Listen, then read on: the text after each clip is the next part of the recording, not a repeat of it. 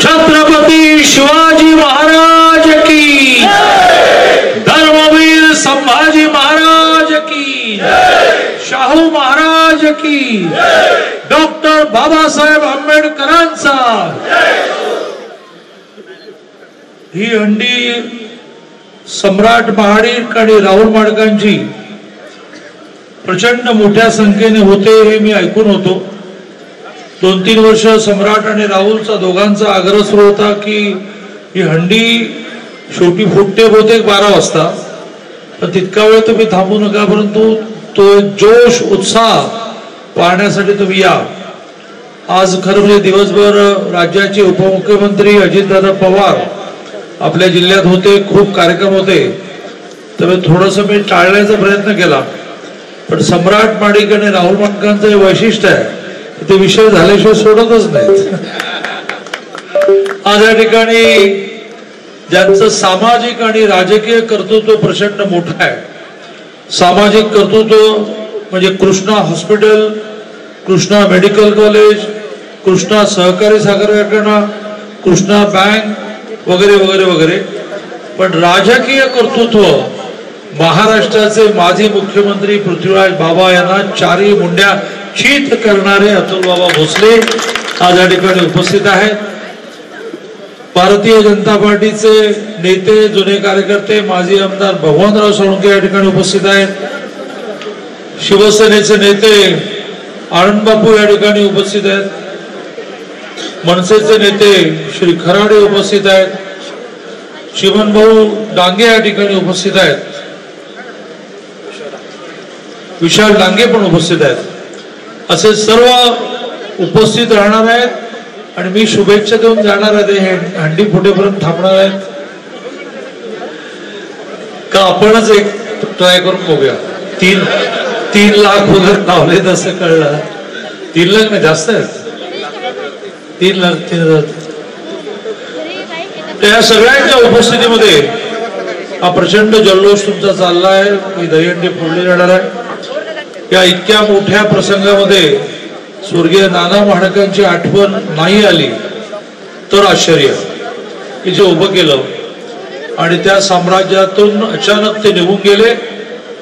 पण राजकीय कार्यकर्त्याला आपली मुलं चांगली मिळणं हे फटफड असतं, पण सम्राट आणि राहुल अशा दोघांनी त्यांची गादी पुढे चालवली आहे।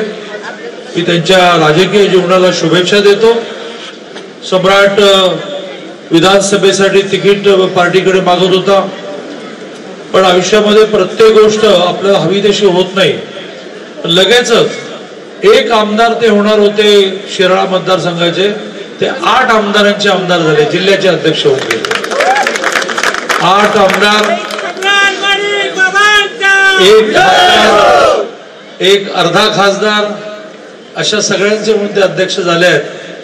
मी आज जे कोणी हंडी इथे फोडणार आहेत त्यांना शुभेच्छा देतो आणि सम्राट आणि राहुल यांच्या राजकीय जीवनाला खूप शुभेच्छा देतो। 2031 ला मतदारसंघाची पुनर्रचना व्हायची, दर 20 वर्षांनी होते, त्याला डिलिमिटेशन असं म्हणतात। 33% महिलांचं आरक्षण येतं, म्हणून बहुतेक मोठ्या संख्येने महिला आता सार्वजनिक कार्यक्रमात सहभागी व्हायला लागतात। हंडी फोडताना महिला कधी येत नाहीत, पण त्यांना माहिती आहे की 29ची तयारी करायची, त्यामुळे डिलिमिटेशन होणार आहे। 33% महिलांचं आरक्षण होणार आहे आणि त्यामुळे जरी आयुष्यामध्ये एखादी संधी हुकली तर ती पुन्हा अतुल बाबा 14 ला आले थोडक्यात, 19 ला आणखी थोडक्यात आले आणि 24 ला असा शॉट मारला की बहुतेक 27,000 40,000, मी कमीच करतो, 40,000 जिंकले। त्यामुळे सम्राट आणि राहुल अतुल बाबांकडे पाहून तुम्ही शिका की संयम ठेवायचा असतो, संयमाचं शेवटी जे फळ असतं ते खूप गोड असतं। भारत माता की जय। 2 गोष्टींची घोषणा आज करायला पाहिजे। एक केंद्र सरकारने बदलायचं असतं आणि ठराव करायचा असतो। आता जे पावसाळी अधिवेशन झालं त्याच्यामध्ये माननीय देवेंद्रजी फडणवीस राज्याचे मुख्यमंत्री यांनी आग्रह धरला की ठराव म्हणजे महाराष्ट्र शासनाचं काम या दिवसातच पूर्ण करा। तो ठराव आता दिल्लीत गेला, सोमवार किंवा मंगळवारकडे त्याचं गॅझेट होणं असं म्हणतात, म्हणजे सरकार दरबारी नोंद होणं, ती नोंद होईल इस्लामपूरचे ईश्वरपूर झाले. ते झाल्यानंतर उरून ईश्वरपूर यातला उरून शब्द जो लावायचा असतो, कारण शहराचं नाव केंद्राने बदलायचं असतं. तुमच्या नगरपालिकेचं उरून ईश्वरपूर करणं जे आहे ते नगर विकास खात्याने महाराष्ट्राने करायचं असतं. ते केवळ त्यांची दिल्लीहून ऑर्डर येण्याची वाट बघतायत. मी रोज दिल्लीशी बोलतो आहे. ते म्हणाले की हा 15 ऑगस्ट दिल्लीमध्ये प्रचंड धावपळ असते, टेन्शन पण असतं ना, सुरक्षा वगैरे कसं. त्यामुळे बस 15 हो जाए, 16 या 17 को हम ऑर्डर निकालते. अशी सकाळी मंत्रालयात नगर विकास ऑर्डर आली की संध्याकाळी सूर्यास्त होण्याच्या उरून ईश्वरपूर करून तुमच्या हातामध्ये ऑर्डर देतो. असाच विषय अण्णाभाऊ साठेंच्या स्मारकाचा, त्यांच्या मूळ गावी वाटेगावचा, कोर्टामध्ये केस आपण जिंकलो कारण अतिक्रमण त्या जागेवर आहे ते काढायचं आहे.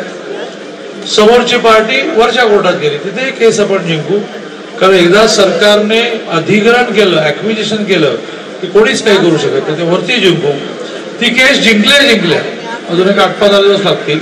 ती केस जिंकल्या वाटेगावच्या अण्णाभाऊ साठेंच्या मूळ गावच्या स्मारकाचा मार्ग खुला होईल. मग आपला आग्रह आहे की ईश्वरपूरला अण्णाभाऊ साठेंचा पुतळा व्हावा. त्यासाठी भिंतीवर डोकं काय आपटलं, तुम्ही काय करताय, त्याची काय आवश्यकता नाही. स्वातंत्र्यापूर्वी त्यावेळेच्या नेत्यांनी नारा दिला की देशासाठी मेलं पाहिजे, स्वातंत्र्यानंतर देशासाठी जगलं पाहिजे, चांगलं जगलं पाहिजे. डोके कुठे फोडून घेत आहे. आणि त्यामुळे हाही विषय मार्गी लागला. एक 8-10 कारण कुठलाही पुतळा आपल्या शाळेच्या आवारात जरी बसवायचा असेल तर तो एखाद्या सामाजिक सुधारकांचा, एखाद्या आपल्या नेत्याचा पुतळा बसवताना त्याच्या परवानग्या काय घ्याव्या लागतात, त्याची सुरक्षितता महत्वाची. 8 दिवसात त्या परवानग्या प्रकरण संपवतो आणि अण्णाभाऊ साठेंचा अतिशय शानदार पुतळा ईश्वरपूरमध्ये आपण लावू अशा प्रकारची घोषणा करतो.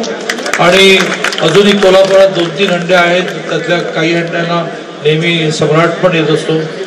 बेंडेगल्लीतली सराफ कट्ट्यावरचे गुजरीतली. आणि त्यामुळे मी लगेच निघतो. बाकी सगळे नेते हे काही वेळ आणखी थांबतील, तोपर्यंत जयकुमार गोरे पण आहेत.